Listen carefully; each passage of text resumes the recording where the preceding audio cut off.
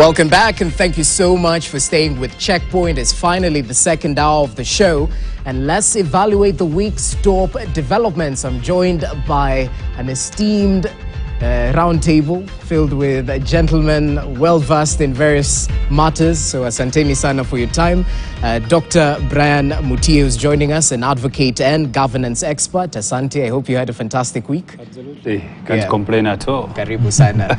Equally joined by Professor Fred Ogola, who's a governance expert. Asante sana for your time. And equally, market strategy, that's his forte. Hope you had a great week.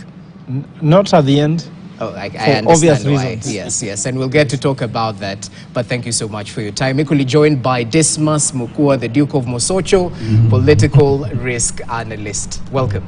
Thank you very much. It's good to see you. Same here. All right, gentlemen, so let's start with why Professor's end of the week was not so good, as some parts of the country happened to experience 12 hours of blackout. After that nationwide blackout started on Friday, the countrywide blackout led to disruption of businesses amounting to millions of shillings. Quite unfortunate right there. And it wasn't just businesses that were affected. Critical infrastructure, talk of hospitals, were equally in the dark rather, and the impact could have been fatal. We just want to start with listening to what the CS in charge for energy and the CS in charge for transport had to say in reaction to the power blackout. Listen in. Yesterday at about 9:45 in the evening, we lost one generator, Lake Turkana wind generation, which you know is 310 megawatts.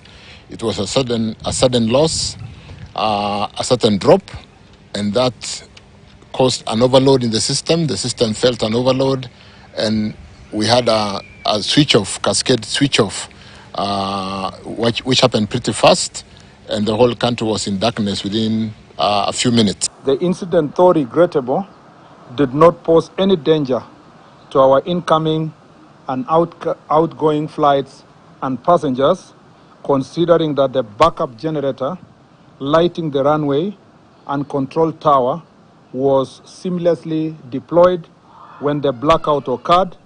At no time did we have an iota of darkness on the runway or the tower. I do not believe in the culture of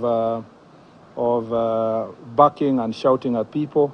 Where things can be done in an orderly manner, it's possible to do so. It's possible to make changes in a more cultured manner. So I want to thank you, Fred, and Alex, for the sacrifice you're making to our country. We are not judging you, we are not punishing you. We are just creating an opportunity for others to also try and see whether they can turn around the situation at the Kenya Airports Authority. Well, needless to say, in an ideal scenario, such major infrastructure